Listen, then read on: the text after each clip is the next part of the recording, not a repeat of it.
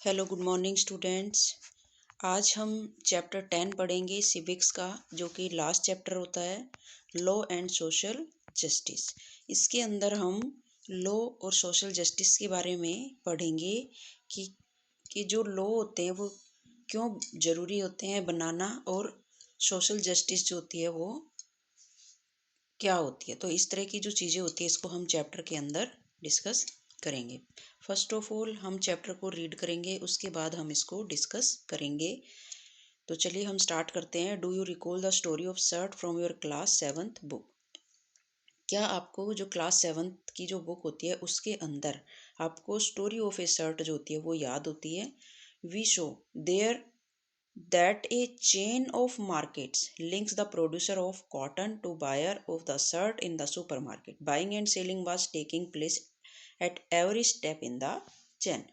कि वहाँ हमने देखा था कि बाज़ारों की जो सीरीज़ होती है, किस तरह कपास प्रोड्यूसर जो होता है, कॉटन प्रोड्यूसर जो होते हैं, उनको सुपर बाज़ार में कमीज़ खरीदने वाले जो कस्टमर्स होते हैं उनसे जोड़ देती है। इस सीरीज़ में हर मोड़ पर सेलिंग और बाइंग चल रहा था। Many of the people directly or indirectly involved in the production of the shirt. The small farmer producing cotton, the weavers of erode of the workers in the garment. Exporting factory face exploitation or an unfair situation in the market. Markets everywhere tend to be exploitative of people, whether as workers, consumers or producers. कि जो cotton पैदा करने वाला एक छोटा जो farmer होता है, या इरोड के जो वीवर्स होते हैं, या कपड़ा निर्यात जो करते हैं, स्मॉल फार्मर प्रोड्यूसिंग कॉटन्स जो एक्सपोर्ट करते हैं फैक्ट्री के अंदर कपड़ा, तो ये जो लोग होते हैं ये डायरेक्ट और इनडायरेक्ट रूप से शामिल बहुत सारे लोग बाजार में एक्सप्लॉइटेशन का शिकार होते हैं। उनके साथ उचित व्यवहार नहीं होता है। बाजार में हर जगह लोगों के शोषण की संभावना जो होती है वो बनी रहती है। एक्सप्लॉइटेशन की जो संभावना होती है वो बनी रहती है, चाहे वे वर्कर्स हो, चाहे वो कंज्यूमर्स हो, या फिर प्रोड्यूसर्स हो। To protect people from such exploitation the government makes certain laws. These laws try to ensure that the unfair practice are kept at a minimum in the market. कि लोगों को इस तरह के एक्सप्लॉइटेशन से बचाने के लिए सरकार कुछ लॉ बनाती है। इन लॉ के जरिए इस बात की कोशिश की जाती है कि बाजार में अनफेयर प्रैक्टिस, अनुचित तौर तरीकों पर अंकुश लगाया जा सके। नेक्स्ट होता है, let us take a common market situation where the law is very important. This is the issue of workers' wages. Private companies, contractors, business persons normally want to make as much profit as they can. In the drive for profit, they might deny workers their rights and not pay them wages. कि आइए बाजार की एक आम जो situations होती है उसको देखें, जिसमें लॉ बहुत मायने रखता है। यहाँ पर जो मसला होता है वो मज़दूरों के वेजेस का है। जो निजी कंपनियां होती है, ठेकेदार होते हैं, और यहाँ पर जो बिजनेस पर्सन्स होते हैं, ये लोग आमतौर पर ज़्यादा से ज़्यादा प्रॉफिट कमाने की कोशिश करते हैं। कमाने की जो इनकी चाह होती है उसमें कई बार ये मज़दूरों को उनका राइट नहीं देते, और कई बार तो उनका जो मेहनताना होते हैं वो तक नहीं देते।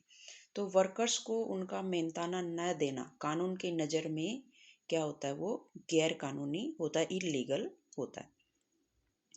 In the eyes of the law, it is illegal or wrong to deny worker their wages. Similarly, to ensure that workers are not underpaid or are paid fairly, there is a law on minimum wages. A worker has to be paid not less than the minimum wages by the employer. कि मज़दूरों को मेहनताना कम ना मिले, या उनको जो वाजिब दाम होते हैं, उनको अपनी मेहनत जो होती है उसके पैसे मिले। इस बात को इंश्योर करने के लिए मिनिमम वेजेस का एक कानून बनाया गया है। इस लॉ के तहत क्या होता है, किसी भी मजदूर को मिनिमम वेजेस से कम मजदूरी नहीं दी जा सकती। यहाँ पर मिनिमम वेजेस में हर कुछ साल में बढ़ोतरी कर दी जाती। तो इस तरह से यहाँ पर कुछ चीज़ें लॉज के अंदर होती है। The minimum wages are revise upwards every 5 years. As with the law on minimum wages, which is meant to protect workers, there are also laws that protect the interest of producers and consumers in the market. These help ensure that relations between these three parties, the workers, consumers, and producers, are governed in a manner that is not exploitative. कि जिस तरह मजदूरों को protection प्रदान करने के लिए minimum wages का कानून बनाया गया, उसी तरह मार्केट में प्रोड्यूसर्स और कंज्यूमर्स के जो राइट्स होते हैं उनकी रक्षा करने के लिए भी लॉज बनाए गए। इन कानून के जरिए वर्कर्स, कंज्यूमर्स और प्रोड्यूसर्स जो होते हैं, इन तीनों के संबंधों को इस तरह से संचालित किया गया, इस तरह से गवर्न किया जाता है कि उनमें से किसी का भी शोषण ना हो। तो इस तरह से जो गवर्नमेंट लॉज बनाती है वो इनके हक में होते हैं। यहाँ पर एक टेबल दी होती है। Table first provide some important laws relating to the protection of these various interest, column 2 and 3 in table 1 state why and for whom these laws are necessary। कि यहाँ पर जो टेबल दी हुई है, टेबल फर्स्ट में यहाँ पर विभिन्न पक्षों की जो सुरक्षा से रिलेटेड कुछ इम्पोर्टेंट लॉज दिए गए। इनमें से दिए गए कॉलम 2 और 3 में बताया गया कि ये कानून क्यों और किसके लिए जरूरी होते हैं। तो आप इन कॉलम्स को रीड करोगे। यहाँ पर लॉज होते हैं।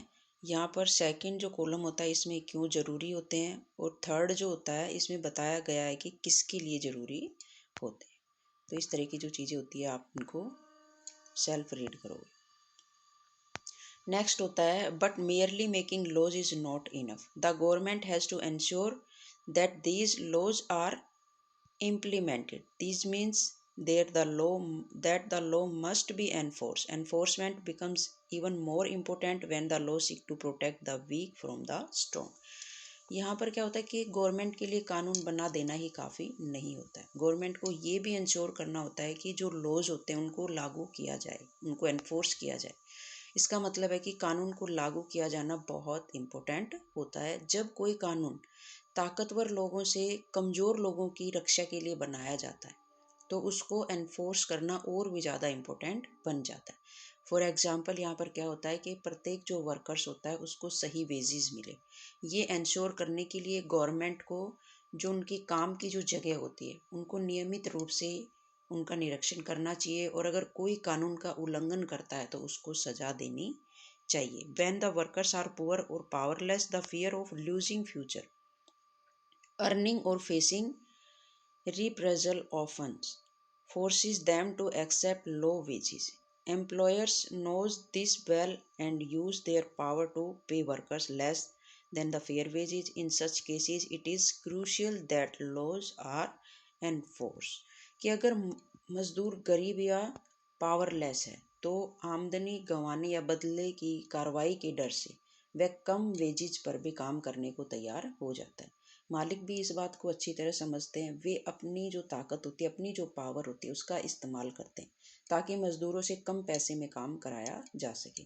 तो ऐसी सिचुएशन में क्या होता है, ये बहुत ज़रूरी होता है कि जो कानून होते हैं उनको अच्छी तरह से लागू किया जाए। नेक्स्ट होता है through making enforcing and upholding these laws, the government can control the activities of individuals or private companies as to ensure social justice. Many of these laws have their basis in the fundamental rights guaranteed by the Indian constitutions. For instance, the right against exploitation says that no one can be forced to work for low wages or under bondage। कि इन कानूनों को बनाने, enforce करने और इनको कायम रखने के लिए सरकार जो होती है इंडिविजुअल या फिर जो प्राइवेट कंपनियां होती हैं उनकी गतिविधियों पर कंट्रोल कर सकती है, उनकी एक्टिविटीज़ जो होती है उनके ऊपर कंट्रोल कर सकती है, ताकि जो सोशल जस्टिस होता है, सामाजिक जो न्याय होता है उसको एनफोर्स किया जा सके, उसको सुनिश्चित किया जा सके। इनमें से बहुत सारे लॉज का जन्म जो होता है भारतीय संविधान में दिए गए जो फंडामेंटल राइट्स होती हैं उनसे हुआ है। एग्जाम्पल के लिए जो राइट अगेंस्ट एक्सप्लॉइटेशन जो होता है, शोषण के विरुद्ध अधिकार, शोषण से मुक्ति का अधिकार, इसका अर्थ होता है कि किसी को भी कम मेहनत ताना या कम वेजिस पर काम करने या फिर बॉन्डेज वर्कर्स जो होता है बंधुआ मजदूर के तौर पर काम करने के लिए मजबूर नहीं किया जा सकता। Similarly the constitution lays down no child below the age of 14 shall be employed to work in any factory or mines or any other hazardous employment। के सेम इसी तरह एक और कानून बनाया हुआ था, संविधान में कहा गया है कि 14 साल से कम उम्र के किसी भी बच्चे को किसी कारखाने या फिर माइंस या किसी अन्य जो हैजर्ड्स जो व्यवसाय होते हैं, खतरनाक जो काम होते हैं, उन पर नहीं रखा जा सकता। How are these laws played out in practice? To what extent do they address the concern of social justice? These are some of the questions that this chapter will now go on to explore।